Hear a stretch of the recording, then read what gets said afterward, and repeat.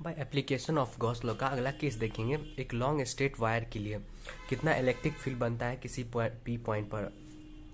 ये हमारा long straight wire है जिस पर यूनिफॉर्मली चार्ज डिस्ट्रीब्यूटेड है और इससे हम आर डिस्टेंस पर किसी भी डिस्टेंस पी पॉइंट पर हम इसका इलेक्ट्रिक फील्ड फाइंड आउट करेंगे बाय अप्लाइंग गॉस लॉ। ठीक है, तो गॉस लॉ अप्लाई करने के लिए हमको क्या करना पड़ता है, एक गॉसियन सरफेस ड्रॉ करना पड़ता है। तो हम एक गॉसियन सरफेस ड्रॉ करेंगे जो कि इस पी पॉइंट से पास करेगा। ठीक है, वो गॉसियन सरफेस हमारा एल लेंथ का है, उसका रेडियस है वो स्मॉल आर है, क्योंकि पी पॉइंट में लिए हम आर डिस्टेंस पर, तो इसका जो रेडियस हो जाएगा गॉसियन सरफेस का वो स्मॉल आर हो जाएगा। ठीक है, यहाँ पर जो हमारा लेमडा है linear charge density of wire, मतलब जो बोल रहा है जो चार्ज है हमारा इस लाइन पर वो यूनिफॉर्मली डिस्ट्रीब्यूटेड है। ये एल लेंथ का वायर है, इस पर चार्ज डिस्ट्रीब्यूशन मतलब कांस्टेंट है। ये हमारा लेंथ है जो गॉसियन सरफेस का वो एल है, जो कि पास कर रहा है पी पॉइंट से। ये वही बोल रहा है जो गॉसियन सरफेस है हमारा पी पॉइंट से पास आउट कर रहा है। तो हम यहाँ पर अब गॉस लॉ अप्लाई करेंगे। तो गॉस लॉ में हमारा क्या होता है, जो फ्लक्स होता है टोटल फ्लक्स वो charge enclosed in Gaussian surface upon epsilon not होता है। तो हमारा फ्लक्स का मैथमेटिकल फॉर्मूला होता है close integral of E dot D S. अगर सरफेस क्लोज है तो उसके लिए close integral of E dot D S, E vector dot D S equal to Q upon epsilon naught. Q enclose मतलब charge कितना उसके अंदर है अपॉन एप्सिलॉन नॉट। तो यहाँ पर जो हमारा सरफेस है वहाँ पर तीन सरफेस देखने को मिलेगा। एक सरफेस ये है, एक S1 DS1, ये DS2 और एक DS3 ये है। ये सर्कुलर है, ये हम कर्व सरफेस है, ये हमारा जो एल लेंथ का है। और थर्ड केस में ये भी हमारा सर्कुलर एरिया है। तो यहाँ पर हम इलेक्ट्रिक फील्ड अगर देखें तो इलेक्ट्रिक फील्ड हमारा ये लेंथ जिस पर चार्ज डिस्ट्रीब्यूटेड है वायर का, इससे अवे फ्रॉम द चार्ज है, मतलब इलेक्ट्रिक फील्ड इस डायरेक्शन में। लेकिन इस एरिया का जो हमारा एरिया वेक्टर है वो इस इलेक्ट्रिक फील्ड से 90 डिग्री पर है S1 पर। DS1 के लिए हमारा DS2 के लिए सेम है। इस केस में हमारा इलेक्ट्रिक फील्ड है जो वायर से अवे फ्रॉम द चार्ज आ रहा है, लेकिन हमारा एरिया वेक्टर है वो इलेक्ट्रिक फील्ड के 90 डिग्री है। तो इस केस में जो हमारा फ्लक्स है वो जीरो निकल रहा है।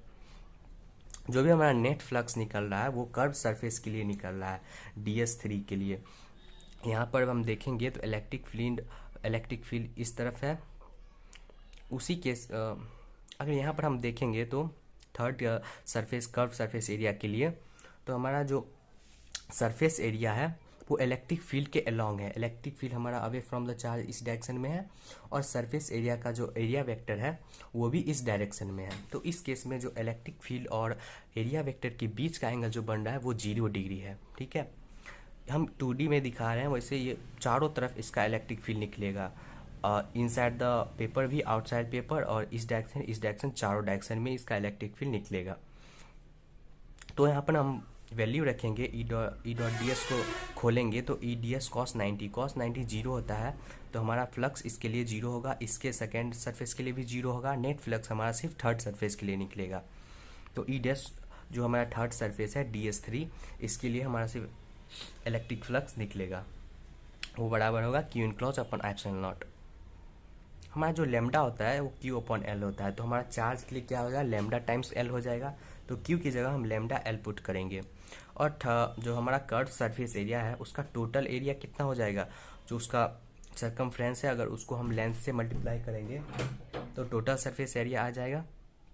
तो 2πRL electric field into 2πRL equals to lambda L upon epsilon naught. जो हमारा उसके ई नेट का वैल्यू आएगा, एल से एल कैंसिल आउट हो जाएगा, तो ई नेट आएगा लेमडा अपॉन 2πε0r। हमारा ये इलेक्ट्रिक फील्ड आया इस वायर के किसी भी पी पॉइंट पर। हम अगर आर किसी भी डिस्टेंस पर निकालेंगे तो हमारा इलेक्ट्रिक फील्ड का वैल्यू आएगा लेमडा इंटू अपॉन 2πε0r।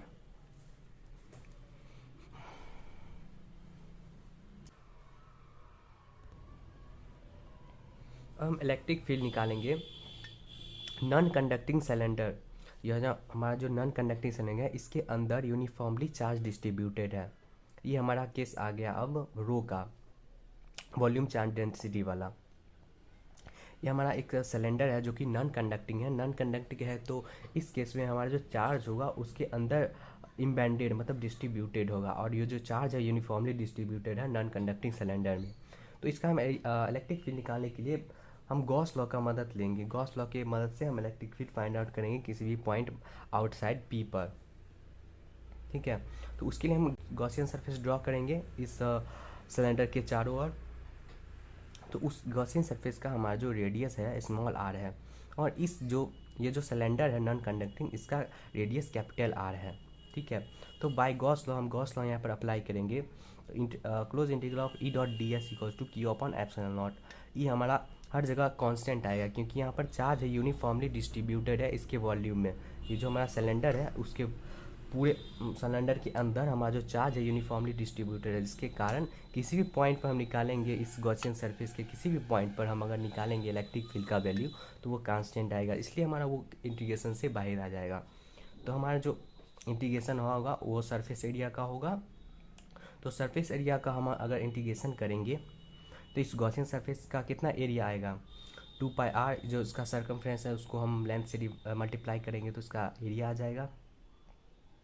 तो वो 2πr स्मॉल आर है इसका रेडियस गॉसियन सरफेस का, तो small R into L, length कितना है इसका सिलेंडर का, एल है। हम क्यू निकालने के लिए वॉल्यूम चार्ज डेंसिटी का यूज़ करेंगे।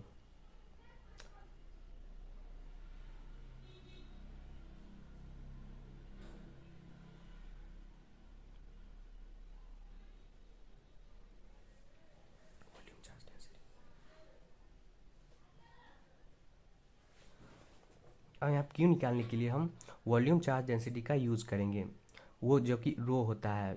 ये रो है किसी भी चार्ज मतलब किसी भी यूनिट वॉल्यूम के लिए जो हमारा चार्ज का वैल्यू आएगा वो कांस्टेंट आएगा।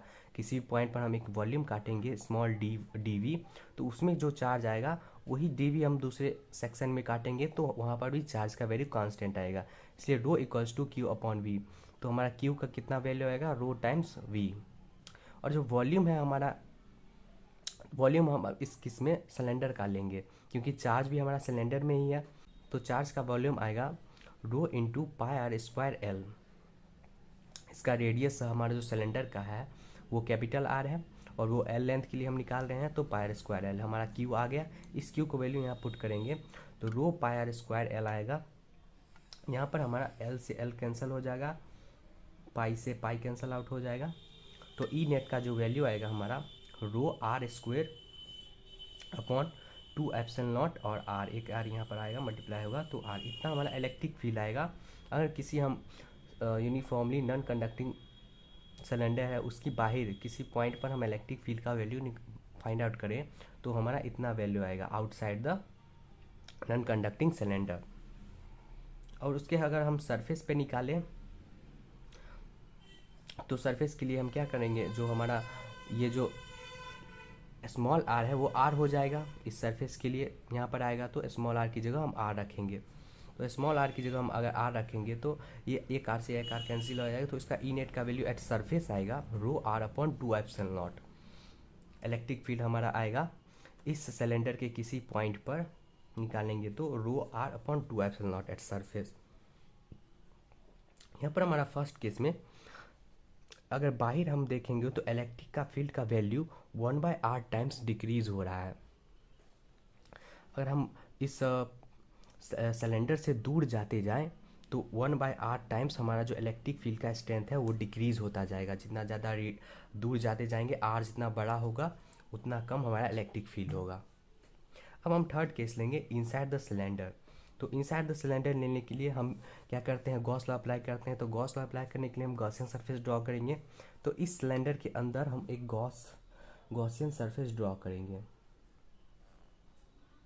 ठीक है। और इस पी पॉइंट हम मानेंगे यहाँ पर पी पॉइंट है, इस पी पॉइंट पर हम इलेक्ट्रिक फील्ड का वैल्यू फाइंड आउट करेंगे inside the non conducting cylinder. इसका जो रेडियस है गॉसियन सरफेस का हम मानेंगे स्मॉल आर है, ठीक है। तो बाय गॉस लॉ अप्लाई करेंगे, इस पॉइंट पर हम इलेक्ट्रिक फील्ड का वैल्यू फाइंड आउट करेंगे तो ई वेक्टर आएगा और इसी डायरेक्शन में हमारा एरिया वेक्टर भी आएगा।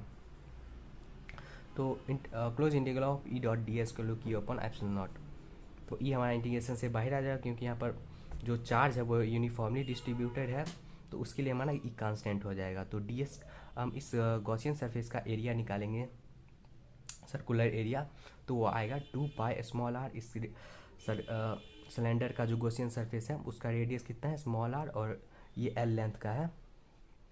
तो ये जो हमारा सिलेंडर है ये भी एल लेंथ का है, ठीक है, अंदर में लिए हैं एल ही लेंथ का, तो एल लेंथ हो जाएगा इसका यहाँ पर।